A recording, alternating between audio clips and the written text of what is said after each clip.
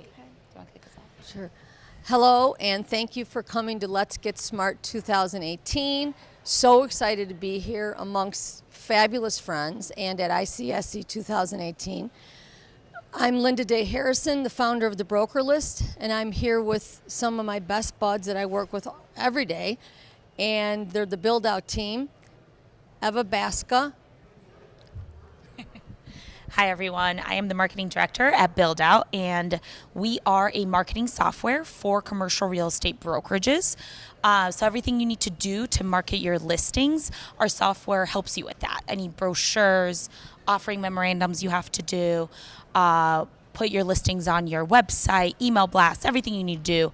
Buildout helps you do that through the software. And joining us, we have Sonni Conway, and she is our brand director. Yes, hello. I'm Sonni Conway, the branding director at Buildout, and I just make sure that everything kind of today we'll talk about looks awesome and has cohesion, and we'll get into all that later. Awesome. So I'm going to kick things off, and I just wanted to ask the two of you, how was the idea of DNA of CRE born? Well, the idea was born from a need, as all things are. Eva and I became close because when she started at Buildout, she was the first marketing director and new marketing director, and we were both talking about how we don't really know as much as we would like to know about the brokerage industry. And we thought, what could we do? And whatever we do, could it be something that we share with everybody? Mm-hmm. Because we were really involved with the CRE tech founders, and we know that all these people doing startups wanted information about brokers. And that's really what started the concept of a survey. Mm-hmm. Then from there, we had several brainstorming calls and talks. I don't know if you were there yet, Sonni. Was Sonni there at the beginning? She was definitely there, she yes. was. Okay, I can't remember. I mean, it's 3 years ago now. That's true. And so we had multiple brainstorming talks and brainstorming names and what to call it. And I think Eva said DNA. Or something, and then next thing you know, it was DNA of CRE, and we got so excited after that. We were like, this is the greatest name, we love it, this is fantastic.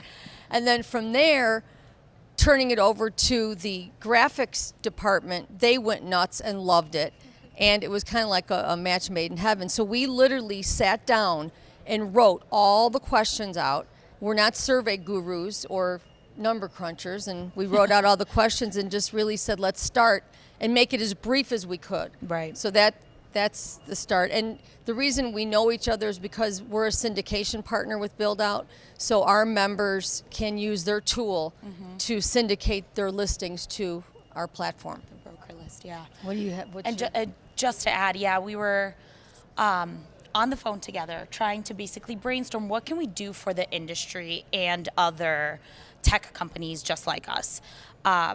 So this idea of the survey was born, and we really, really wanted to get to the core of who the brokers are, what do they do? You guys just get a little bit cozier. Yeah. So we were trying to get to the core of who the brokers are, what do they work on throughout the year, literally down to an anonymous survey of what was your gross commission last year, what property type did you spend the most time on, and then looking at the technology tools, social media tools, all the different things that they just basically spend their time doing. So we brainstormed these ideas, and definitely the goal was obviously just to get as many responses as possible, to gather any type of insight that we can get, and to make it as brief as possible so that people actually want to take it, and then we can share the results with everyone. So the first year we were just trying to figure it out. It was a little funny. We didn't even have a landing page builder, so we were trying to really piece everything together. Very crudely done. Right. The first but year. It happened. Oh, yeah, it happened. It was crudely done. And what I thought was the funniest part, and that's why I love our audiences and our people, because everybody contributes ideas. Our first year, we didn't even ask any demographic. No. We didn't ask, are you male, are you female? Nothing. We didn't even think of it. We're like, Right. We wanted to know all these other questions. We didn't think of demographics. And then we added that, starting with year 2. Yes, year 2. So yeah. Sure. And I wanted to just see, how do you go about conducting the survey? What goes into the whole shebang? Now, do you mean with getting it out? Yeah, I think maybe we can start at the front end of just informing about the survey. How do you get started? Well, we learn every year, I can say that. And it really is just simple word of mouth and social media is what we use. We do some emailing, but not a lot. But it's really through social media and spreading the word and literally counting on people that are our buddies and friends to share it with other people that they know. So it's kind of a grassroots project. And this year was the first year that we actually had official partners who stepped up literally and said to us, can we get involved? We were shocked. Remember that? I was like, really? People want to be a partner? I mean, so it's kind of growing into a community now. And so the partners are doing more. For instance, Rod Santamassimo actually did special e-blast to his audience, and other people did things. Duke Long, I was stunned. He's like, oh yeah, I want to do a podcast. And we were so excited. We were like tickled pink that he would do that. He did that. Yeah. And we had, people helping us every which way. So it was wonderful. Yeah. So yeah, each year, like Linda said, it's definitely been growing. So the 2015 is when we first launched it. We always conduct the survey the January of the following year for the prior year. So we conducted in January 2016 the year for the survey for the year 2015 to basically get the full picture of what you did and how the whole year went for you as a broker. So 2015, we just had a survey, and then we decided to turn it into an infographic with all the information. So that was basically the extent of the campaign. Quick survey, social media promotion, turned it into an infographic, and then that was basically it. Then in 2016, so we did in 2017, but for the year 2016, we decided to add a report. We realized that this is something that's interesting. People actually want to take it. In 2015, we had about 200 responses, which we were thrilled about because it was very much so just grassroots promotion. Right. So in 2016, we decided to add a report to basically figure out if there's any trends. So now we want to make it an annual report where we actually track these things against each other year over year. So the first report was comparing the different sizes of brokerages. Since we're trying to make this a benchmark, something that brokers can look at and see how do they stack up against the competition, we decided to basically divide it up into a small, medium, and large brokerage based on the broker count, just to see, does your gross commission change depending on which how big your brokerage is? Do the tools you use change? Do you have marketing support if you're in a large company or a small company? And how does that actually basically work out? So that was 2016. And then this year, we're always growing. We realized that there was still a little bit of a missing piece. So in 2017, we decided to also launch a second survey, the Marketer Edition. And we realized that in a brokerage, there's obviously brokers, and then there's a ton of other work that gets done around marketing your listings. And since we live in that realm, putting your listings on the broker list, having profiles on the broker list, a networking part, and we're a marketing software, we really wanted to ask the marketers how do they spend their time? What tools and trends and best practices do they use? And I think that survey turned out fantastic. Maybe you can go into a little bit of detail about that survey. Yeah, we do, coincidentally, we do a monthly call called the CRE Marketing Call. And it's the leaders of the commercial real estate companies, the marketers, and we get on a call once a month, and it kind of was like a perfect fit. Mm-hmm. It all kind of came together, and we thought, wait a minute, this would be fabulous to survey the marketers, the people that run the marketing for these companies, because the brokers aren't really, depends on the company size, but for the most part, the brokers rely on either admins or marketing directors to get their word out, to develop their marketing materials, to do their press releases. And we said, you know what, let's talk to the marketers. And it was really a big hit to get the market. I mean, the marketers are kind of like the, behind the scenes people that nobody ever really talks to, or, you don't hear about them as much. So we kind of want to kind of wanted to bring them to the forefront. But I thought it was interesting. I wanted to touch on your comment about the reports saying that the small, medium, and large size companies, it's fascinating to see what's different and what's the same. In other words, whether at a small company, a medium company, or large company, for example, the percentage of women is almost identical. Yes. It's stuff like that. You'd think, oh, I bet at the large companies there's probably more women. No, it's the same. Small, medium, large, and things like that. But then other things are much different. Different, yeah. Especially the tools that you get. With large brokerages, you definitely get a lot more resources. They use, they're way more likely to use social media tools that the smaller ones don't. For instance, Pinterest, Snapchat, YouTube, everyone uses video now. Right. So there's some really cool insights in these reports. So we Right. definitely encourage you to download them and Yeah. look at them. But I think it's to me it's so exciting because I've always been on both sides of the business, and to me it's so exciting to see the marketers getting attention and the marketer that side of the business being brought to the forefront. Yeah, it's actually funny to think through that a little bit. We kept the broker survey as short as possible, understanding that brokers are busy. They definitely don't want to just like write their questions or answer all these things, especially if they're not necessarily getting value. So we try to make it as valuable as possible. Right. The marketer survey is definitely much, much longer. Right. We revamped how we asked the questions completely. So we really divided it up into different sections. So we have a whole section around marketing your listings, since that's a big part of their day-to-day jobs. So we have, do you have a database? Do you have a listing database? Do you put your listings on your website? Do you promote them on social media or email or anything like that? And then we actually asked secondary and tertiary questions underneath that. Like, if you don't do this now, are you planning to do it in 2018? And through that, we actually, almost a third survey, like a A-B section kind of got born. We started to ask questions about 2018. So we also launched a new report this year about the predictions for the industry, both for the brokers and the marketers. So the marketer survey was divided into all these categories: company marketing, listing marketing, broker profile marketing, any management that you do for your database and things Right. like that. So it was very cool. And also we asked about marketing for the company versus Right. marketing for the properties. Yes. Because that's so different. Very different. People don't realize in our industry the levels of marketing we have to deal with. You've got marketing to the client, you've got marketing for the properties, you've got marketing for your Brokers, your company, brand. Your brand. I mean, it's complex. Do you have a question?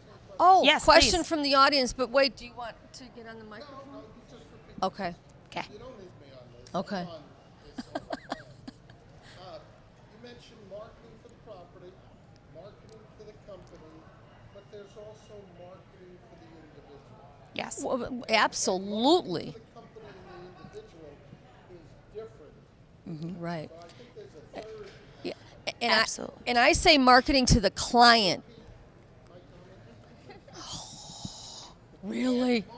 I gotta repeat that. And marketing to the individual. No. A question from the audience. Yeah, Howard was pointing out not only do we have all those levels of marketing, but we also have marketing for the individual. But what I remember and the pain I remember when I was back in the business was marketing to get the business. To me, that is so hard and so painful. And that's just the beginning. In other words, you kill yourself to get the client.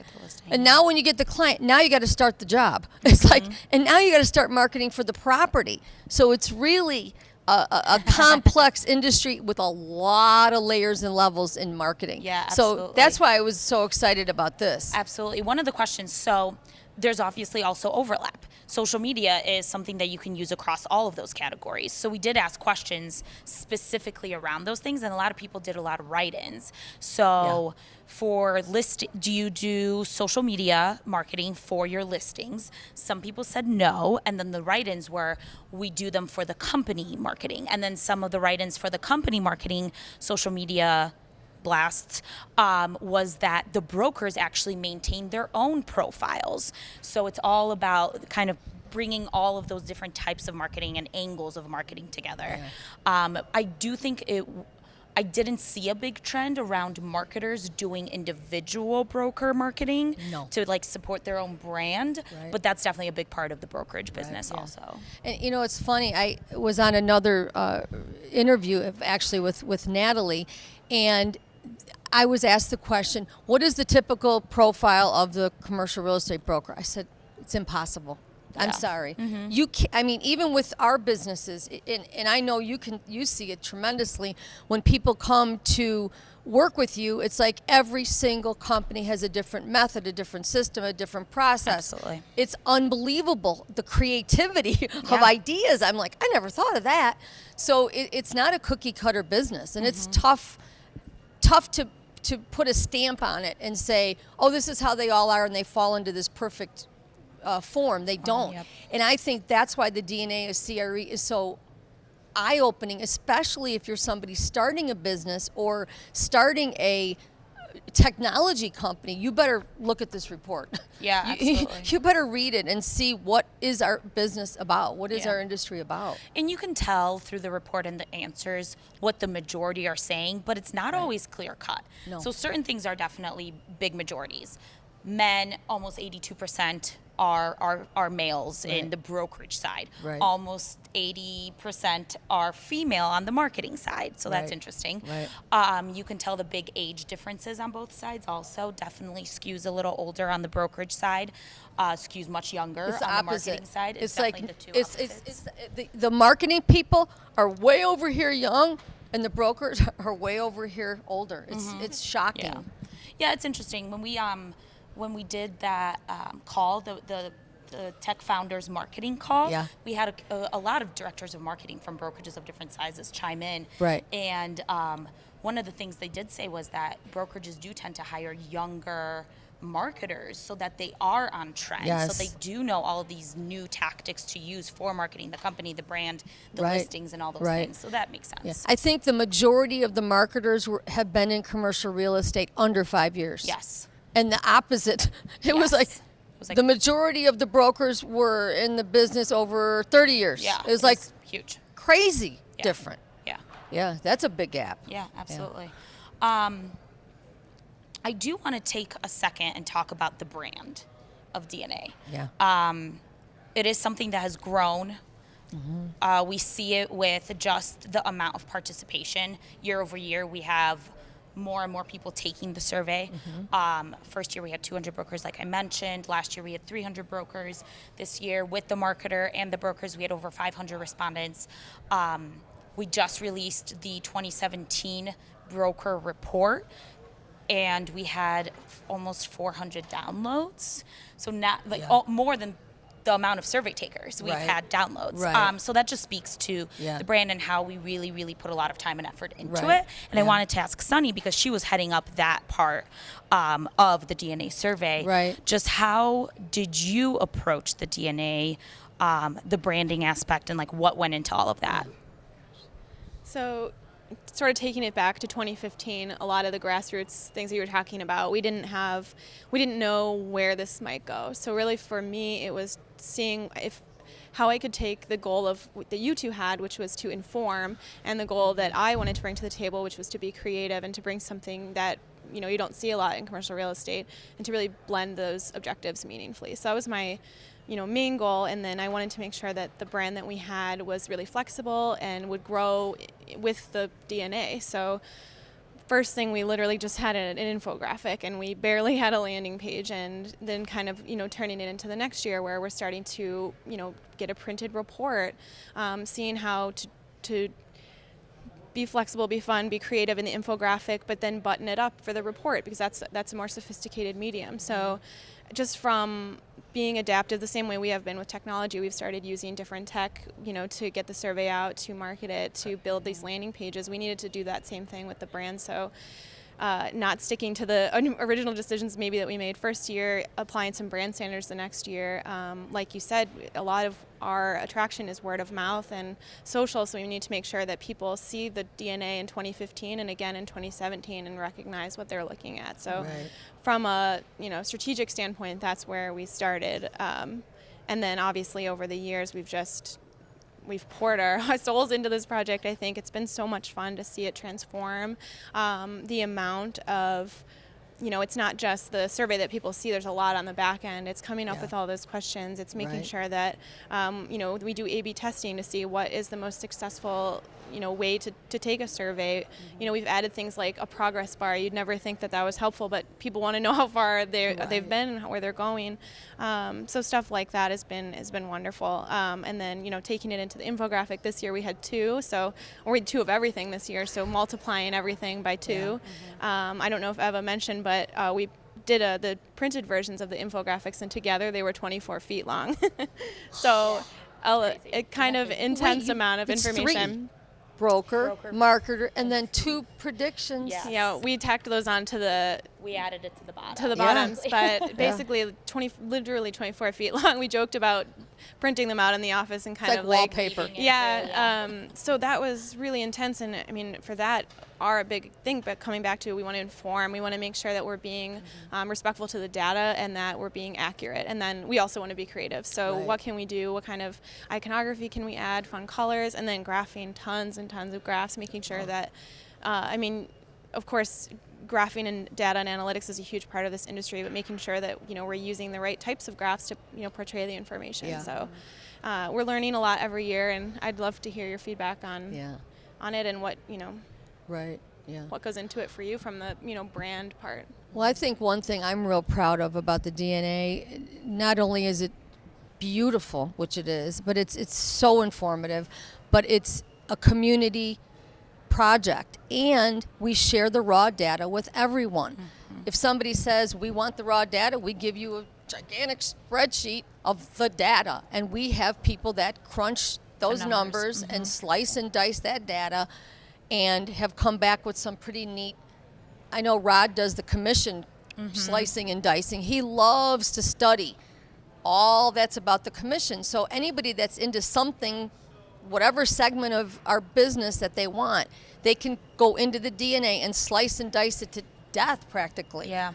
It's interesting to see because you're right in that everyone has a different angle they want to approach. So we give you everything. We aggregate the information. Here's, this giant piece of stuff. The marketer slices it by size. The report, slices it by size so that you can compare yourself. But Rod does it by commission because he's very interested in, are the brokers that make a lot of money using certain tools or have certain marketing support, or are they co-brokering their deals? So interesting things like that. One of our clients in SVN, he's also a huge Solomon, a huge number cruncher. He asks for the raw data every year. He actually has a lot of suggestions on questions that we should add, which is very exciting. We also take suggestions. We love that. Every year we've added something. Suggestions. We still want to make sure that we keep it short, but it makes sense. So he actually does everything by co-brokering. So he wants to see, are you getting more deals because you're co-brokering?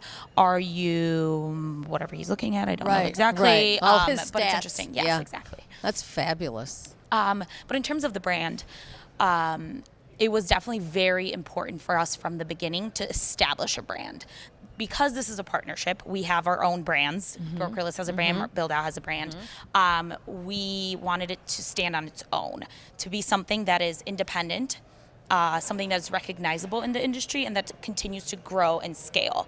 So it's very fun to watch it. I think it would be cool that in 5 years, maybe we could do a progression of all the different designs, and you can see how it has evolved and yet stayed similar and true to itself. The DNA is a fun thing to play with, so there's a lot of cool iconography you can do. We have fun with phrasing questions and the categories into, this is about you, this is your makeup, these are your factors, all these different play on words, which is fun, just to keep it fun also for the readers, the audience. Linda does a great job promoting it on social media with GIFs. We really blast it. We try. I want to say that another thing that I'm really proud of on behalf of Sonni and her team is the winning of the Remus Award, which is a nod to the News Funnel and Kateri and Michael and Sarah and Lindsay and all of them do this fabulous competition, I'll call it, and we entered last year. Mm-hmm. Now, I don't remember, was that the first year? Okay, Kateri's here. Okay, that was the first year. Okay, and we entered again. So we're praying we win. We want to win. So we're trying, and Sonni and her graphics team, and they're just mind-boggling. They're so good. Yeah. And we're so proud of these books. Yeah, they're really We'll great. pass it around, and they ran out of them at their booth, literally. So can we pass this around Yeah, the room? absolutely, yeah. I'm holding it up, and it's spectacular. And we have one for the predictions, and we have one for the regular report. survey, and then marketers will someday be coming out. So it's mind-boggling. How are we on time, Howard? Oh, we're good.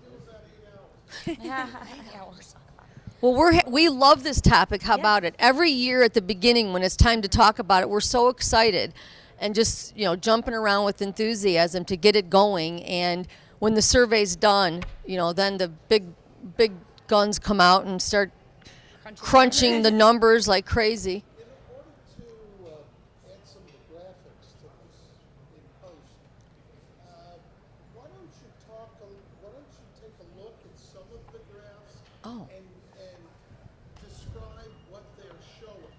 Yeah. And I can always add Okay. the graphs themselves. go ahead. So talk a little bit about the results and pay attention to the graph. What one's this? CRE industry technology. Oh, go So ahead. this is the so we did run out of the broker reports, printed pieces, but this is the predictions for 2018, which is very interesting. Again, it's the new part of the survey that we launched this year. So we asked questions like, do you think the CRE industry will embrace technology in 2018? 84% said the industry will embrace it more. 15 said it will embrace it the same amount, and then 1% said less. So obviously the trend is going towards technology. No shocker there, but the numbers support all the trends we've seen there. What type of tools do brokers plan to adopt in 2018? 52 marketing software. So the majority would be marketing software, CRM, electronic document signature, drone videos. Very interesting that it's up there. Listing marketplaces, doc sharing and document automation, and then everything else is small numbers there. Right. So you can see what brokers are kind of prioritizing for next year, what tools they might be needing. There's a gap in what they're using, or maybe it's also an indicator of the type of tools that are coming out. We're seeing more and more of, the CRMs, the electronic document signatures. You need to sign all of your CAs online, that kind of stuff. Well, I think what's amazing about this is if you're a technology company, okay, right. and you look at this survey, 49% said that they're going to adopt a CRM in 2018. That means they don't have one. Crazy, right? That's crazy, but that's what it says. In other words, they're going to adopt one in 2018. Andrew? We did a survey about Grab a mic. Andrew from Digsy's here. Hello, ladies. Hello. So before because we didn't have a CRM or a prospecting engine way in the past, about 2 years ago we did a survey. We got about 1,000 responses, which was really cool. It's a lot. Yeah, I was tons. expecting maybe like 100. Right. I mean, I'm surprised that we got that. But it sounded like it was a sticky topic, and it was asking people what their pain points were and what tools they used. And then we slipped a sub-question in there which asked, of the CRM portion, what was your CRM? And over 60% of them was Outlook. Wow. Salesforce was like almost non-existent. And then I think the two ones were Outlook, Excel, and Act. Oh my God. Yeah. And they were running really, really old versions of Act. Yeah. And that's so interesting too, because there's so many things that go into a CRM. So the fact that they are, they're considering Outlook a CRM, which basically means it's just their Rolodex, right, online. I mean, you can track deals, you can track your pipeline, you can have your property database, almost like a listing database. There are so many things that go into the CRM that they're completely not utilizing or even realizing that probably that exists. Well, we have several key points that if we can add them, Howard. One would be commissions. We should add a chart. If you could insert a chart here, we want to show them the commission amounts that people were getting in 2017. Yep.